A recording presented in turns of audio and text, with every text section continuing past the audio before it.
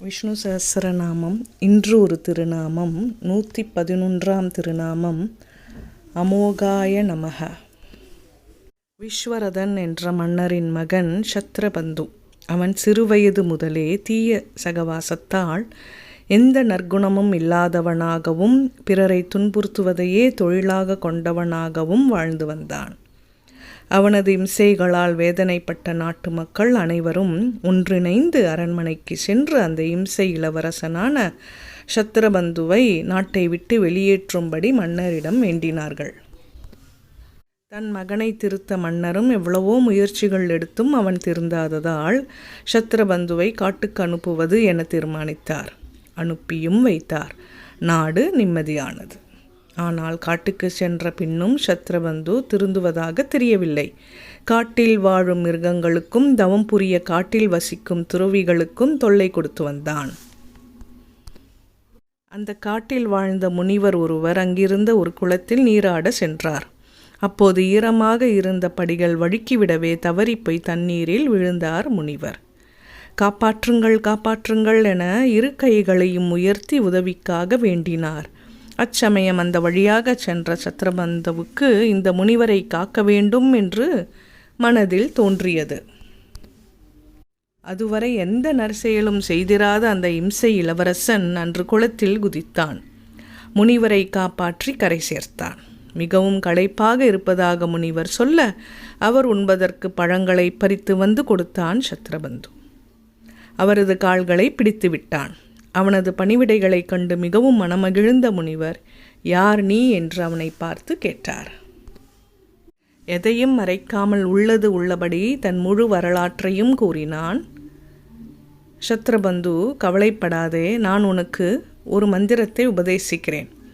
அது உன் பாபங்கள் அனைத்தையும் போக்கி உன்னை தூய்மைப்படுத்தும் என்று சொன்ன முனிவர் கோவிந்தா என்ற திருமாலின் திருநாமத்தை அவனுக்கு உபதேசித்தார்.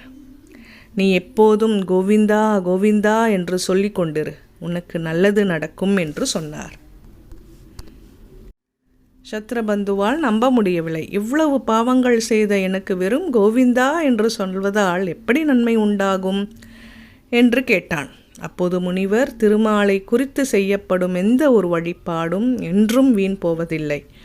நாம் சிறிதளவு முயற்சியை அவனை நோக்கி முன்னெடுத்தாலே போதும், மிச்சத்தை அவன் பார்த்து கொள்வான். நீ கோவிந்த நாமத்தை சொல் என்றார்.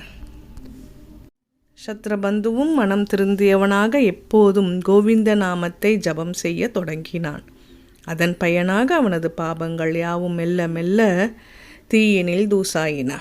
அடுத்த பிறவியில் பக்தர்கள் நிறைந்த ஒரு நல்ல குடும்பத்தில் பிறந்து வேத சாஸ்திரங்கள் அனைத்தும் கற்றான். இறைவனின் திருவடிகளில் சரணாகதி செய்து அவனை அடைந்து அவனுக்கு தொண்டு செய்வதே அனைத்து வேதங்களின் சாரம் என்பதை அறிந்து கொண்டான். சரணாகதி செய்தான்.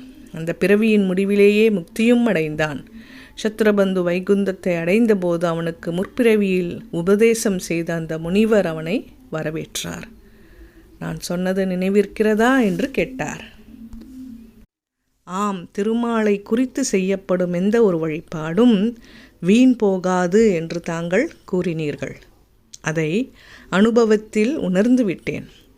கோவிந்தா கோவிந்தா என்று அவன் திருநாமங்களை உச்சரித்தேன். அது வீண் போகவில்லை. அந்த நாம உச்சாரணம் அடியேனை சரணாகதியில் கொண்டு சேர்த்து விட்டது.